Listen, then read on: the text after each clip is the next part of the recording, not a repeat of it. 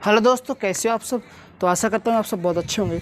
तो दोस्तों, आज अपन बात करने वाले हैं class 8th NCERT social studies का चैप्टर नंबर 2, जिसका नेम क्या था, फ्रॉम ट्रेड टू टेरिटरी। तो उसके अंदर का देखो, आज अपन 4 टॉपिक क्लियर करेंगे। पिछली वीडियो अपने 3 टॉपिक क्लियर किए, battle of Buxar, Plassey and how trade lead to battles. तो पहला टॉपिक है company officers become nabobs. Second है annexation of Mysore and Marathas, किस प्रकार ब्रिटिशर के द्वारा मराठास को और मैसूर को अनेक्स किया गया। फिर टीपू सुल्तान के बारे में पढ़ेंगे। और फोर्थ है एंग्लो मराठा वॉर, उसके बारे में अपन पढ़ने वाले। सबसे पहले अपन स्टार्ट करते हैं कि कंपनी ऑफिसर्स बिकेम नेबॉब्स। अब देखो नेबॉब्स क्या होता है। तो नेबॉब्स बेसिकली होता क्या है, तो नेबॉब्स होता है वो क्या होता है कि जो नेबॉब्स है वो अपने होते हैं कि जो नेबॉब्स का मीनिंग क्या होता है, हाई एलिट पीपल या वेल्दी लोग, मान लो आप उससे वेल्दी पर्सन, यानी उस समय जो बहुत पैसे वाले लोग थे ना, हाई एलिट लोग, पीपल, वेल्दी पर्सन, ठीक है, उनको बोलते हैं नेबॉब्स, है ना। तो ये एक तरह के हाई स्टेटस वाले लोग होते थे, वो चीज़। तो जो नेबॉब्स थे, तो एक मैंने बताया एक व्यक्ति थे रॉबर्ट क्लाइव। कौन था? Robert Clive. तो जो रॉबर्ट क्लाइव है, ये रॉबर्ट क्लाइव है, जब ये यहाँ से इंडिया से गया ना, बैटल ऑफ प्लासी लड़ी थी इसने, याद करो, विक्टोरियस जिताया था इसने बैटल ऑफ प्लासी। तो वो यहाँ से जब गया तो वो लगभग 1 लाख पाउंड, 1 लाख नहीं 4 लाख पाउंड, इतने पैसे लेकर कहाँ पे गया, मतलब उसको इतने पैसे मिले, बोलो इंग्लैंड गया इतने पैसे लेके, तो उसके बिल्कुल बहुत मज़े उड़ गए। तो ये इन्होंने क्या किया, यहाँ पे ये जो अपना जो पपेट रूलर बिठाते थे बंगाल में, तो उससे ये पर्सनल गिफ्ट्स की मांग करते थे, हमको भाई गिफ्ट दो, पर्सनल गिफ्ट्स, ठीक है। और ये कैसे व्यक्ति थे, एकदम डिसऑनेस्ट। अरे ऑनेस्ट थे क्या, इसमें डिसऑनेस्टी, बेईमानी तो कूट कूट के भरी हुई थी ब्रिटिशर्स में। तो इन्हें क्या कहा जाने लग गया, वाइट नेबॉब्स। अब इनका कलर कैसा था ब्रिटिश का, आप जानते हो, वाइट था, बिल्कुल सफ़ेद था, तो इन्हें वाइट नेबॉब्स कहा जाने लग गया। अब आगे अपन बात करते हैं अपने second topic, annexation of Mysore and Maratha. ये तो एक छोटा सा मैंने बताया आपको। अब अपन बेसिकली पढ़ेंगे कि भाई किस प्रकार से अनेक्सेशन हुआ मैसूर का और मराठा का। देखो ये अपने इंडिया का मैप है एक, ठीक है, एक सिंपल सा मैप मैं अपने बनाने का प्रयास कर रहा हूँ, ठीक है। तो ये अपना इंडिया है उस समय ना। तो जो इंडिया है, तो उसमें आपको एक बात पता है कि अपना क्या हो गया था, बैटल ऑफ प्लासी हुआ। यहाँ पे कौन है, पूरा बंगाल है, ये पूरा इलाका, ये वाला इलाका पूरा क्या था, यहाँ तक का पूरा इलाका, ये पूरा उस समय बंगाल में आता था, ठीक है, ठीक है। ये पूरा अवध हो गया, तो बंगाल और अवध तो क्या हो गया। अरे भाई, जब बैटल ऑफ प्लासी हुई और बैटल ऑफ बक्सर हुई, तो बंगाल और अवध चले गए, है ना। उस समय एक तरीके से अंग्रेजों कंट्रोल में चला गया बंगाल, तो अवध में संधि हो गई, ट्रीटी हो गई वहाँ पे। तो अब आगे होता क्या है, यहाँ पे एक अपना मराठा जो साम्राज्य था वो कहाँ पे था, वैसे तो काफ़ी बड़ा था, बट यहाँ पे कौन सा साम्राज्य था, मेनली मराठा साम्राज्य। कौन सा साम्राज्य था, मराठा किंगडम। और इसी के नीचे यहाँ पे कौन सा था, मैसूर किंगडम। कौन सा था, मैसूर किंगडम, ठीक है। मैसूर बेसिकली क्या है, जो अपना कर्नाटक राज्य है ना वर्तमान, जिसकी राजधानी क्या है, बेंगलुरु है। तो उस बेंगलुरु के पास एक जगह पड़ती है, उसका नाम क्या है, मैसूर है। तो जो मैसूर है, ठीक है, तो इसके बारे में आप अपन पढ़ने वाले हैं, अनेक्सेशन ऑफ मैसूर। देखो मैसूर था, तो मैसूर है, तो मैसूर का जो सबसे इंपॉर्टेंट राजा था ना, मैसूर जो सबसे फेमस राजा था, ठीक है, उसका नाम क्या था, ठीक है। अब अपन केवल किसका चित्र बनाऊंगा मैं, केवल मैसूर का, है ना। तो मैं बात करूँ यहाँ पे अपने पूरा क्या है, मैसूर, ठीक है। और एक अपन मराठा का बना लेते हैं, और यहाँ पे ये पूरा क्या है, मराठा एम्पायर, मराठा किंगडम। अब देखो वैसे तो मराठा किंगडम काफ़ी बड़ा था, बट मैंने एक सिंपली बताया आपको, है ना, जो मेन जगह थी वहाँ पे, है ना, जो पुणे था वहाँ के मेन हेड था, है ना। अब आगे होता क्या है कि यहाँ पे देखो इसका जो शासक था मैसूर का, वो कौन था, हैदर अली। कौन था, हैदर अली। कौन था, हैदर अली। जो हैदर अली था, तो मैसूर और ब्रिटिशर इनके मध्य 4 एंग्लो मराठा वॉर हुए। कितने हुए, 4। नंबर फर्स्ट, पहला एंग्लो मैसूर वॉर। ये कब होता है, 1761 से 1769 के बीच। फर्स्ट एंग्लो मैसूर युद्ध कब हुआ, 1767 से 1769 तक, ठीक है। अब बात करूँ सेकंड एंग्लो मैसूर जो वॉर होता है, वो अपने होता है 1780 से 84 तक, ठीक है। तो ये जो 2 वॉर थे ना, ये कौन लड़ता है? हैदर अली। ये कौन लड़ता है? हैदर अली। वैसे टोटल कितने मैसूर एंग्लो वॉर हुई? 4 हुई। अब ये 2 एंग्लो जो मैसूर वॉर हुई, इनमें कौन लड़ता है? हैदर अली, ठीक है। और 1784 आता है तो इसकी क्या होती है? मृत्यु। और फिर जो थर्ड एंग्लो, अभी मैं बताऊँ कौन लड़ेगा, थर्ड एंग्लो मैसूर वॉर होता है। थर्ड एंग्लो मैसूर वॉर होता है। अब ये कब से कब तक होता है? तो ये अब तक होता है 1790 से 1792 तक। उसके बाद होता है fourth Anglo Mysore, fourth Anglo Mysore war. ये अपना होता है 1799 में, जहाँ लास्ट में क्या होता है, जो टीपू सुल्तान है वो मर जाता है। कब? 1799 में। और फिर अंग्रेज़ों का मैसूर पे भी क्या हो जाता है? अधिकार हो जाता है। अब अपन आराम से पढ़ेंगे इसको। देखो, सबसे पहले मैसूर है, तो मैसूर में कौन? हैदर अली तो एक बहुत फेमस राजा था ही। उसने अंग्रेजों से 2 वॉर किए, बड़े फेमस एंग्लो मैसूर वॉर किए। अब होता क्या है कि यहाँ पे देखो, ये जो मैसूर था ना, यहाँ पे चारों तरफ से 4th फ्रंटियर वॉर होता था। 4 फ्रंटियर कैसे? 4 डायरेक्शन वॉर मान लो। इधर वेस्ट से क्या थे, सी मार्ग से अंग्रेज आते थे ब्रिटिशर्स लड़ने के लिए। इधर मद्रास से, यानी सॉरी वेस्ट नहीं, हाँ इधर वेस्ट हो गया ना, सही है, इधर वेस्ट। इधर मद्रास से यानी साउथ से आते थे मैसूर पे वॉर करने के लिए। फिर इधर बंगाल से आते थे ईस्ट से। और इधर नॉर्थ में 2 बड़ी पावरफुल शक्तियाँ थी। कौन? तो 2 बड़ी पावरफुल शक्तियाँ कौन सी थी? पावर्स। एक तो मराठा, और मराठा के पास एक जगह है हैदराबाद। तो हैदराबाद में किसका शासन था? निज़ाम का। जो हैदराबाद का जो राजा होता है ना, किंग ऑफ हैदराबाद, उसे बोलते हैं निज़ाम। तो निज़ाम और मराठा, इन दोनों से भी लड़ाई करनी पड़ती थी नॉर्थ में। ईस्ट, साउथ और वेस्ट, इन 3 तरफ से कौन लड़ता था? एंग्लो, इंग्लिश लोग, ब्रिटिश ईस्ट इंडिया कंपनी। किससे? मैसूर से लड़ रही थी। तो ये तीनों यानी चारों तरफ से कौन झेल रहा था वॉर? मैसूर। अब आगे होता क्या है, तो ये अपन वॉर के बारे में पढ़ ली। अब अपन टीपू सुल्तान के बारे में थोड़ा केस स्टडी करते हैं, ठीक है। किसके बारे में पढ़ते हैं अपन? टीपू सुल्तान जी के बारे में, ठीक है। तो टीपू सुल्तान जी के बारे में अपन पढ़े हैं। तो देखो, सबसे पहले ये मैसूर को तो ऐसे रहने दो। किसके बारे में पढ़ेंगे? टीपू सुल्तान। तो टीपू सुल्तान जी का नाम, अनदर नेम क्या है? इन्हें टीपू साहब भी कहते हैं, ठीक है। और दूसरा नाम क्या है? Tiger of Mysore. बड़ा फेमस नाम है इनका, टाइगर ऑफ मैसूर, ठीक है, टाइगर ऑफ मैसूर। अब देखो, जो टीपू सुल्तान जी हैं, अब आप बोलोगे से इनके बारे में इतना क्यों पढ़ना पड़ा इतना अच्छा? तो इसका रीज़न ये है कि जो टीपू सुल्तान जी है ना, इन्होंने मिलिट्री एक्शन तो लिए, यानी ये अंग्रेजों से लड़ाई तो लड़ी, मिलिट्री तो लिए, लेकिन मिलिट्री एक्शन लेने के साथ साथ इन्होंने अपने डायनेस्टी, जो मैसूर डायनेस्टी पूरी है ना, मैसूर किंगडम था, मैसूर का जो साम्राज्य था, उसमें इन्होंने क्या लाया? Economic reforms. सबसे इंपॉर्टेंट है इकोनॉमिक रिफॉर्म्स, ठीक है, इकोनॉमिक रिफॉर्म्स। ये बड़े अच्छे आर्थिक सुधार लेके आए। जैसे इन्होंने जो सिल्क इंडस्ट्री थी ना, उसको ग्रोथ लाया। सिल्क इंडस्ट्री कहाँ की थी? मैसूर की। जो रेशम का उद्योग था, उसको सिल्क इंडस्ट्री को बढ़ावा दिया, इंक्रीज़ किया, इनोवेशन किए, नई नई इनोवेशंस।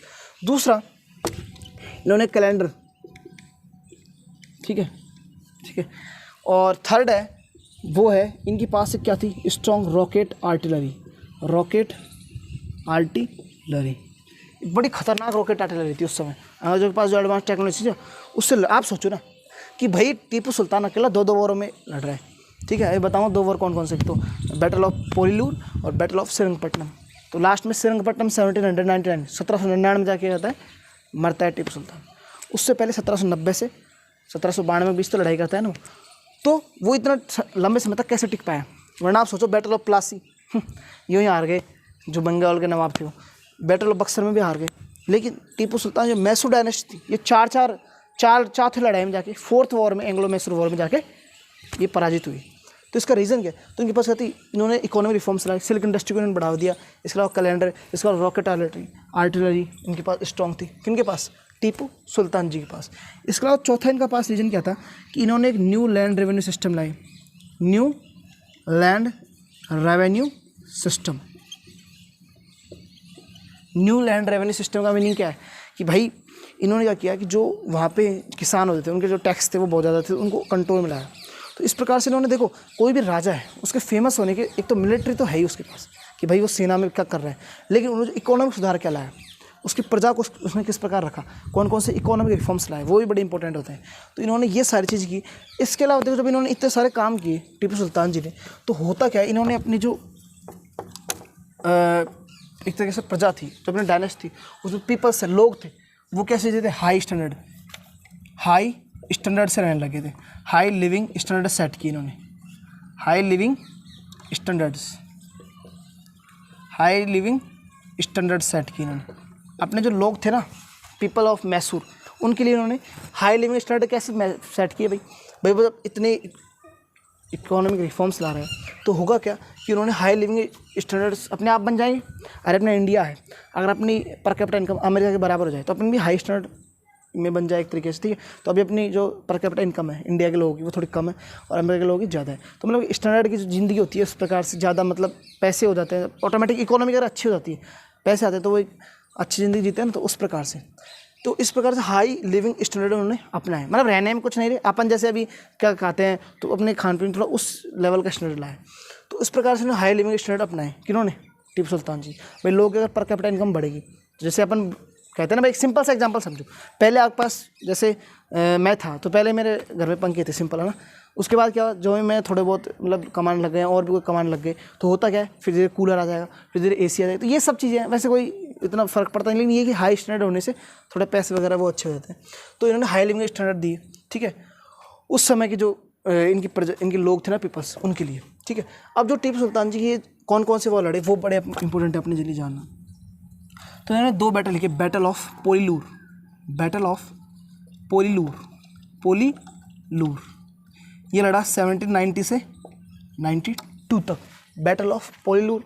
और दूसरा बैटल लिखा जो लड़ा है वो है battle of Seringapatam, battle of Seringapatam 1799 में, ठीक है। और इस प्रकार 1799 में एक जो महान योद्धा था, मतलब ग्रेट वॉरियर ऑफ इंडिया, ठीक है, यानी जो टीपू सुल्तान था, उसकी किस प्रकार में मृत्यु हो गई, ठीक है। 1799 में लड़ते हुए सेरिंगपट्टनम में इनकी मृत्यु हो जाती है। तो इस प्रकार जो 4th एंग्लो मराठा वॉर वो समाप्त होता है।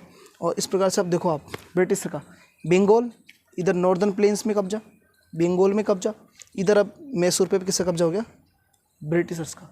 अगर मैं उस समय सोचता कि अगर एक तरीके से अपने सोचते हैं, बाकी तो खैर क्या चीज़, अगर उस समय मान लो मराठा से लड़ाई नहीं होती, उस समय संधि होती, तो मराठा मैसूर कितने पावरफुल थे, दोनों किंगडम मिल जाते तो ब्रिटिश के छक्के छुड़ा सकते थे, क्योंकि मराठा के पास तो आर्मी थी, मिलिट्री एक्शन, और ये जो टीपू सुल्तान था उसके पास रॉकेट आर्टिलरी थी, तो काफ़ी बढ़िया सेना हो सकती थी। लेकिन उस समय वो जो होती चीज़ें वो हो जाती है। तो इस समय पहले तो सब कहते एक कंट्री के जैसे थोड़ी सोचते थे, उस समय जो मराठा किंगडम है उसके लिए वो सारा किंगडम जहाँ तक मराठा है वो उनका है, मैसूर के लिए जहाँ तक मैसूर है वो उनका है, ठीक है। उस समय सब अपनी टेरिटरी के लिए लड़ रहे थे। अब अपन आगे बात करते हैं थोड़ा, तो अपने इस प्रकार से यहाँ पे अब अपन बात करेंगे लास्ट में एंग्लो मराठा वॉर की, ठीक है। अब एंग्लो मैसूर वॉर कंप्लीट हो गया, अब अपन बात कैसे करेंगे, एंग्लो मराठा वॉर की, ठीक है।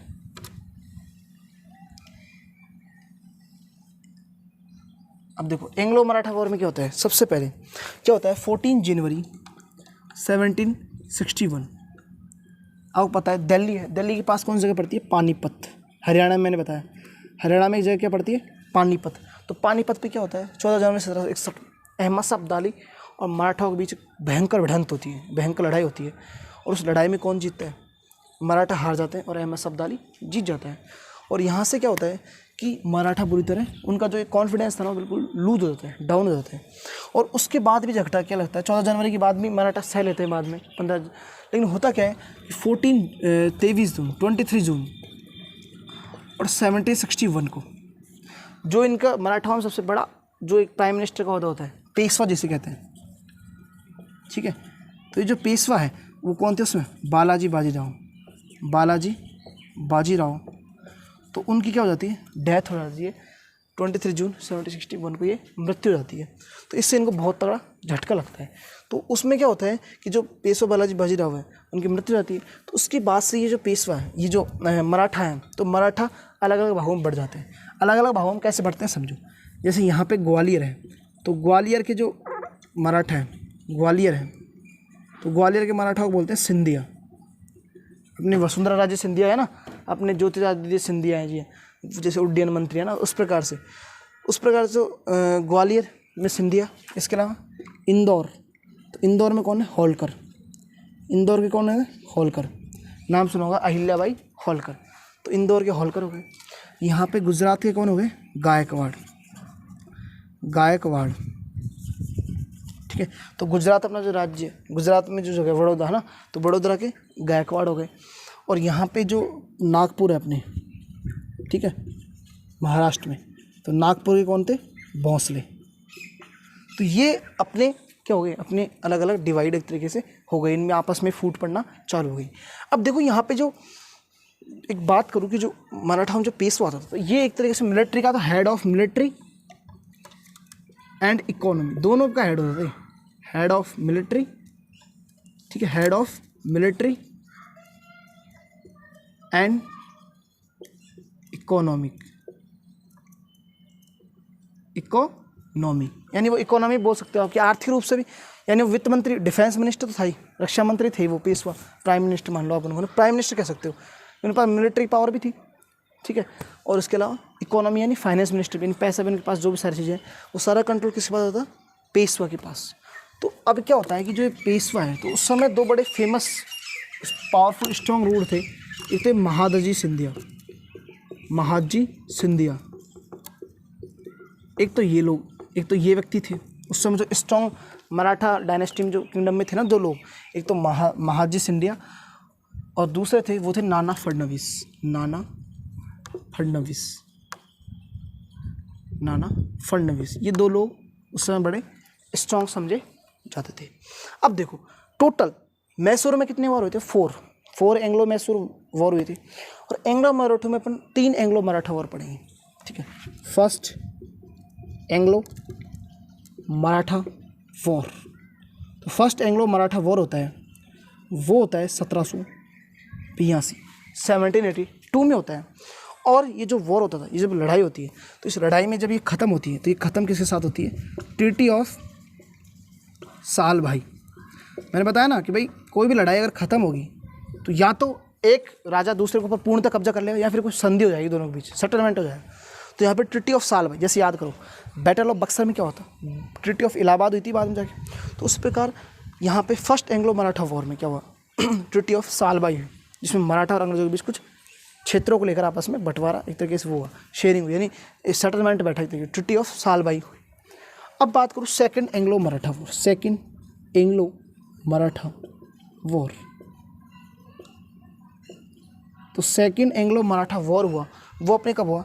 1803 से लेकर 1805 तक, यानी 1803 से 1805 के बीच। और इसमें क्या हुआ? मराठाओं को बड़ी क्षति, इसमें कोई no winner. First Anglo Maratha war हुआ, उसमें किसका विनर का पता ही नहीं चला, क्योंकि संधि हो गई बीच, सेटलमेंट हो गया, ट्रीटी हो गई। लेकिन सेकेंड एंग्लो मराठा वॉर हुआ, इसमें क्या हुआ? मराठाओं को बड़ी हानि पहुंची। और मराठाओं को ये वाला जो एरिया है ना, कौन कौन सा, ये जो उड़ीसा वाला एरिया यहाँ तक का, ओडिशा, ये पूरा किसके हाथों चले गया? बंगाल, ये ब्रिटिशर के हाथों चले गया। बंगाल का तो पहले से था ही ब्रिटिशर के पास। और जो यमुना का इधर यहाँ पे आगरा, और आगरा से ऊपर कौन है? दिल्ली, न्यू दिल्ली, तो ये पूरा इलाका किसके पास चले गया? ब्रिटिशर्स के पास चले गया। तो सेकेंड एंग्लो मराठा वॉर में क्या हुआ कि यमुना के आसपास का इलाका है वो, प्लस में जो उड़ीसा राज्य है, उस समय का जो उड़ीसा किंगडम था, ठीक है, वो किसके पास चले गया? ब्रिटिशर के पास। तो मराठा को बड़ी क्षति हुई। अब लास्ट में क्या होता है? Third Anglo Maratha war, third Anglo Maratha war. और ये अपने कब होता है? 1870 से लेकर 1890 के बीच। और इसमें तो भाई बुरी हालत हो जाती है। इस समय क्या होता है कि जो मराठा और ब्रिटिश के बीच जो लड़ाई होती है, ठीक है, उस लड़ाई में क्या होता है कि जो भी है मराठा में, मराठा डायनेस्टी है, मराठा किंगडम है, वो एक तरीके से बिल्कुल ख़त्म हो जाता है। अच्छा, एक आपके माइंड में क्वेश्चन आना चाहिए कि भाई ये न्यू दिल्ली ये इलाका क्यों चले गया भाई ब्रिटिशर के पास? ये क्या मराठा के पास थोड़ी था? नहीं, समझो उस समय आप बोलोगे कि ये जो एक तरीके से मुग़ल एम्परर थे, मुग़ल बादशाह थे, तो भाई उनके पास था ना न्यू दिल्ली? तो नहीं। आपको पता है कि 1707 में औरंगजेब की डेथ हो गई थी। उसके बाद जो है वीक सक्सेसर आए, कमज़ोर शासक आए। तो कमज़ोर शासक आने के कारण क्या हुआ कि यहाँ पे जो ये जो मुग़ल बादशाह बैठा था न्यू दिल्ली, वो केवल नाम का ही था, क्योंकि जो वास्तव में जो रक्षा करते थे ना, वो कौन कहते? मराठा। क्योंकि मराठाओं को पैसे देता था कौन? मुग़ल बादशाह। न्यू दिल्ली का मुगल बादशाह था ना कि भाई हमारी रक्षा कर दो, तो इसके लिए आप सोचो इतने वीक हो चुके थे उस समय मुगल बादशाह, मुगल एम्पर, कि ये मराठाओं को पैसे देते थे भाई तुम हमारी रक्षा करो। अब इस वॉर में चूँकि मराठा ही हार रहे थे सेकंड एंग्लो मराठा वॉर में, तो इस वजह से सेकंड एंग्लो मराठा वॉर में क्या हुआ कि दिल्ली, आगरा, ये सारे इलाके के पास चले गया ऑफिशियली ब्रिटिशर्स के पास। अब आगे होता क्या है कि 1870-1819 में जब थर्ड एंग्लो मराठा वॉर भी मराठा हार जाते हैं, तो उसमें क्या होता है कि जो पेशवा है, इस पेशवा को बोले हटा देते हैं, बोले ख़त्म करो इस पेशवा का पद। तो पेशवा का पद ये क्या होता है, रिमूव्ड, हटा दिया जाता है, और पेशवा को बिट्ठूर भेज दिया जाता है। कहाँ भेज दिया जाता है, बिट्ठूर। क्या देके, पेंशन, एक फिक्स पेंशन देके उसे कहाँ भेज दिया जाता है, बिट्ठूर भेज दिया जाता है। भैया तुम आराम से में रहो बिट्ठूर में, अब कोई पेशवा वैसा कुछ नहीं होगा, और आपको हम पेंशन देंगे भाई 10,000 रुपये फिक्स कर देंगे, और तुम ये 10,000 रुपये लो और तुम आराम से बैठो। अब आप सोचो पूरा सेटलमेंट समाप्त। तो इस प्रकार से जो थर्ड एंग्लो मराठा वॉर हुआ, वो न केवल मराठाओं के लिए बल्कि ऑल ओवर इंडिया में किसका साम्राज्य स्थापित कर दिया उसने, लगभग अंग्रेज़ों का साम्राज्य स्थापित कर दिया। तो इस पर अंग्रेज़ों का लगभग सबसे क्या हो गया, जब इतनी सारी लड़ाइयाँ लड़ती गई तो सब में क्या हो गया, अंग्रेज़ों का लगभग हर जगह क्या हो गया एक तरीके से उन्होंने हर जगह अपना वो कर दिया, एक तरीके से अपने हर जगह उन्होंने जीत लिए सारे स्टेट्स को, सबको क्या कर लिया, अपने में मिलाने का प्रयास कर लिया, और उन्होंने इतनी सारी लड़ाइयाँ लड़ी। तो इस प्रकार से ये आज अपन ने 4 पॉइंट क्लियर कर लिए, ठीक है। मैसूर और मराठा वॉर भी पढ़ लिए, टीपू सुल्तान भी पढ़ लिए, ठीक है। तो 4 टॉपिक अपन ने आज क्लियर कर लिए। तो आई होप यू आपको वीडियो काफ़ी अच्छा लगे तो कोई बात नहीं, अब अपन नेक्स्ट एक और वीडियो, 1 या 2 वीडियो और बनेंगे, उसमें अपना पूरा चैप्टर नंबर 2 क्लियर हो जाएगा। Thank you for this video, धन्यवादम।